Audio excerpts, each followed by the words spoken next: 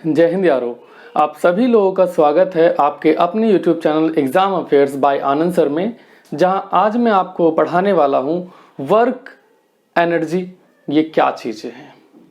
हम ये जानेंगे इस टॉपिक में हम ये जानेंगे कि असलियत में साइंटिफिक तरीके से वर्क किसे कहा जाता है और एनर्जी क्या होती है, वर्क कब नहीं होता और वर्क कब होता है। ये सारी बातें हम इस वीडियो में जानेंगे।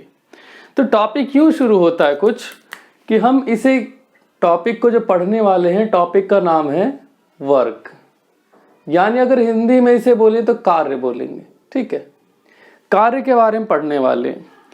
तो आप सभी लोग अपने घर में बखूबी बहुत सारा काम करते हैं दिन भर, लेकिन कभी आपने सोचा कि साइंटिफिक तरीके से अगर इसको देखा जाए तो क्या वाकई में आपने काम किया है कि नहीं किया है। कई बार यूं लगता है ना कि कुर्सी पे बैठे बैठे आराम से हम कंप्यूटर पे कुछ प्रोग्रामिंग कर रहे हैं, लेकिन असलियत में अगर देखा जाए साइंस के हिसाब से, जो साइंटिफिक तरीका है, देखना कोई गुस्सा मत हो जाना, बस जो साइंटिफिक तरीका है उसके नज़रिए से अगर देखा जाए तो आपने कोई भी काम नहीं किया है। ठीक है, कोई भी काम नहीं किया है। तो हम इसी चीज को इस वीडियो में देखने वाले हैं और समझने वाले हैं कि कब हम कहेंगे कि हमने काम किया है, कब नहीं किया है। ठीक है, चलिए समझते हैं इस चीज को कि वर्क क्या होता है। तो हम बताएंगे कि वर्क होता क्या है, कब आप कहेंगे किसी ने काम किया है। काम कोई तब करता है जब फोर्स लगाया जाए किसी ऑब्जेक्ट के ऊपर फोर्स लगाया जाए और वो ऑब्जेक्ट उसी डायरेक्शन में डिस्प्लेस हो जाए। ठीक है, बात समझ में आ रही थोड़ी सी।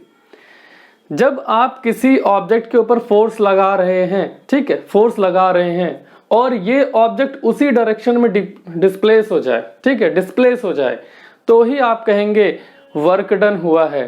ठीक है, तो ही आप कहेंगे वर्क डन हुआ है।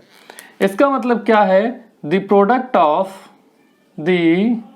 Product of force and displacement. अगर छोटे शब्दों में बोलें, एक लाइन में बोलें, तो इसका मतलब यही निकल के आता है कि फोर्स और डिस्प्लेसमेंट का अगर प्रोडक्ट कर दिया जाए, यानी गुणा कर दिया जाए, तो हम कहेंगे कि भैया हमने काम कर लिया है। अब चलिए आगे जानते हैं कि क्या यही सिर्फ है। थोड़ा सा और इसमें एडिशन करती, हाफ पैंट डेफिनेशन है, थोड़ा से फुल पैंट बनाते हैं। कैसे वर्क डन कैसे कहा जाएगा कि वर्क डन हो रहा है या फिर वर्क डन नहीं हो रहा है। अब इसे देखिए, when force is applied on any object, किसी ऑब्जेक्ट पे जब फोर्स अप्लाई करोगे आप तो होगा क्या, when the force is applied on any object and object is displaced in the direction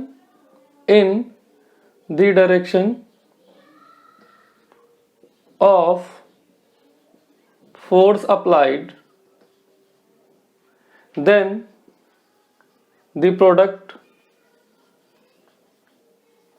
known as work done। बात आई समझ में? कुछ बात यूं कहना चाहता है ये कि जब आपने किसी ऑब्जेक्ट पे फोर्स लगाया और वो फोर्स की डायरेक्शन में ही अगर मूव हो गया ऑब्जेक्ट, यानी डिस्प्लेस हो गया, मूव की तो बात ही नहीं है, डिस्प्लेस हो गया, तो हम कहेंगे कि वर्क डन हुआ है, वाकई में वर्क डन हुआ है। अब इससे रिलेटेड आपके पास ढेर सारे एग्जाम्पल्स होंगे जहां आप ये देख सकते हैं। कई बच्चे ये करते हैं कि सुबह उठ के स्कूल जाते हैं और स्कूल से वापस घर पे आते हैं। जरा ये बताए, डिस्प्लेसमेंट और डिस्टेंस तो तब हम कहते हैं कि कुछ भी पाथ आपने कवर कर लिया, without any direction, known as distance, यानी दूरी कहलाती है। ठीक है, आप स्कूल से घर गए और घर से स्कूल गए, यानी घर से स्कूल आपका 500 मीटर की दूरी पे है और 500 मीटर की दूरी से आप वापस भी आ गए जब छुट्टी हो गई। तो इसका मतलब आपने डिस्टेंस कितना कवर किया, तकरीबन 1000 मीटर। ठीक है, 500 प्लस 500 1000 मीटर, यानी 1 किलोमीटर का डिस्टेंस कवर किया। अगर इसी चीज को हम डिस्प्लेसमेंट के हिसाब से देखें तो डिस्प्लेसमेंट कैसे होगा कि आप यहां से घर से स्कूल तो गए 500 मीटर, लेकिन वापस वहीं से आ भी रहे हैं, अपने घर पे पहुंच गए, यानी कि इनिशियल पोजीशन और फाइनल पोजीशन आपकी सेम है। और हमने डिस्प्लेसमेंट में क्या पढ़ाया था कि इनिशियल पोजीशन और फाइनल पोजीशन के बीच का जो अंतर होता है वही कहलाता है क्या, डिस्प्लेसमेंट। यानी कुछ इस तरीके से आप इसे देखेंगे, shortest mean distance, shortest distance between the initial and the final position of the object. Object घर से चला था, घर पे ही पहुंच गया, इसका मतलब डिस्प्लेसमेंट कितना है, विस्थापन कितना हुआ, 0 हुआ, 0। ठीक है, जब विस्थापन ही 0 है तो आप कुछ भी फोर्स लगाइए, वर्क डन क्या हो जाएगा, 0। यानी इसको ऐसे लिखेंगे, W equals to F into S। ठीक है, यहां पे जहां पे F बराबर क्या है, फोर्स की बात की जा रही है, और S से क्या दिखाया जा रहा है, डिस्प्लेसमेंट दिखाया जा रहा है। ठीक है, डिस्प्लेसमेंट दिखाया जा रहा है। अब इसमें जरा सा मैं वैल्यू एडिशन करूंगा कि F dot S cos theta और लिखिएगा। ये cos थीटा ये एंगल बताता है किस एंगल से फोर्स लग रही है या डिस्प्लेसमेंट किस एंगल की तरफ हो रहा है। ठीक है, नॉर्मली तो आपको बस यही याद रखना है, F क्रॉस H। ठीक है, F क्रॉस S याद रखना आपने। बाकी तो cos थीटा मैंने इसलिए लिखा है कि एंगल का भी अंतर पड़ जाता है। ठीक है, तो ये एक फॉर्मूला निकल के आया। अब जरा हम इसका जान लेते SI यूनिट क्या होता है।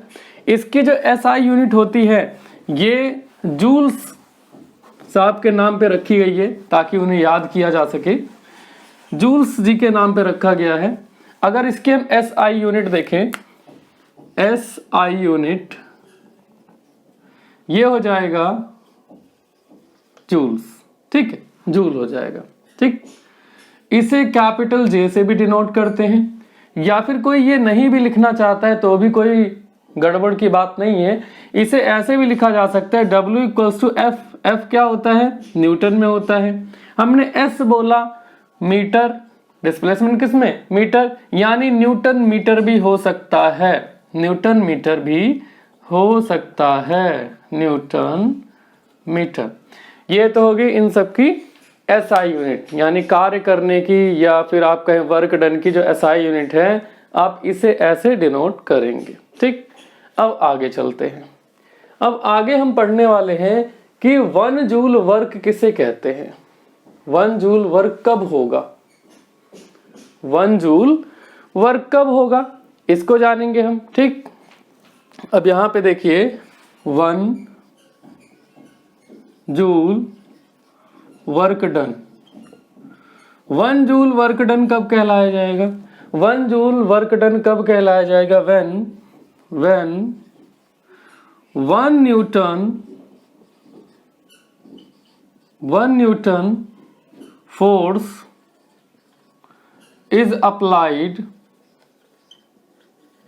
on any object and it displaced by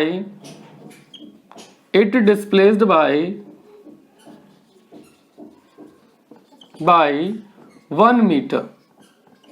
यानी आपने किसी ऑब्जेक्ट पे 1 न्यूटन का फोर्स लगाया और वो ऑब्जेक्ट 1 मीटर तक डिस्प्लेस कर गया। इसका मतलब क्या है, 1 जूल वर्क डन हुआ है। ऐसे समझिए, work equals to 1 newton force लगाया मल्टीप्लाइड बाय 1 मीटर ही डिस्प्लेसमेंट हुआ। इसका मतलब टोटल क्या हुआ, 1 न्यूटन मीटर, या इसे हम क्या बोल सकते हैं, 1 जूल। ठीक है, 1 जूल वर्क डन कब होगा, when 1 newton of force is applied on any object and it is displaced by 1 metre.